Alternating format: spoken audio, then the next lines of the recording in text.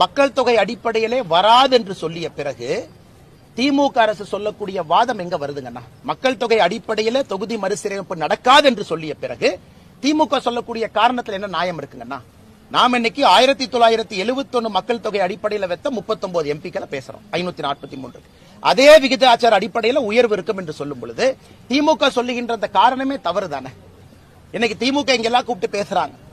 எத்தனை, குறிப்பாக மம்தா பானர்ஜி அவர்கள் இந்த கூட்டத்தை புறக்கணிச்சிருக்காங்க. நான் வரமாட்டேன், எனக்கு இதை விட இன்னொரு பிரச்சனை நான் பேசிக் கொண்டிருக்கும் பொழுது என்னுடைய கவனம் இங்கே திசை திருப்ப விட மாட்டேன் என்று ஆம் ஆத்மி கட்சி வந்திருக்கிறாங்க. ஏன் இதே திமுக வடக்கில் இருக்கக்கூடிய இந்தியர்களை எத்தனை முறை தவறா பேசியிருக்கிறாங்க? அதையெல்லாம் வந்திருக்கக்கூடியவர்கள் கேட்டுட்டு போவாங்களா? பஞ்சாபினுடைய முதலமைச்சர் கேட்டுட்டு போகணும், ஆம் ஆத்மி கட்சியினுடைய தலைவர் கேட்டுட்டு போகணும், அவங்களும் வந்திருக்கிறாங்க, கேட்டுட்டு போகணும். அதனால இவர்கள் இன்னைக்கு ஒண்ணு நாளைக்கு ஒண்ணு, நேற்று முன்தினம் கூட ஒரு அமைச்சர் பன்னிக்குட்டி போடுற மாதிரி வட இந்தியால பன்னிக்குட்டி போடுற மாதிரி போடுறாங்க. இதெல்லாம் ஒரு நியாயமா? இதெல்லாம் தமிழகத்தினுடைய மக்களுடைய வெளிப்பாடா இது போன்ற பேச்சுக்கள் எல்லாம்? அதனால் வெறும் ஏமாற்று வேலை, பித்தலாட்டு வேலை மட்டும் செய்து இந்த நாடகத்தை திராவிட முன்னேற்ற கழகம் இன்று அரங்கேற்றிக் கொண்டிருக்கின்றார்.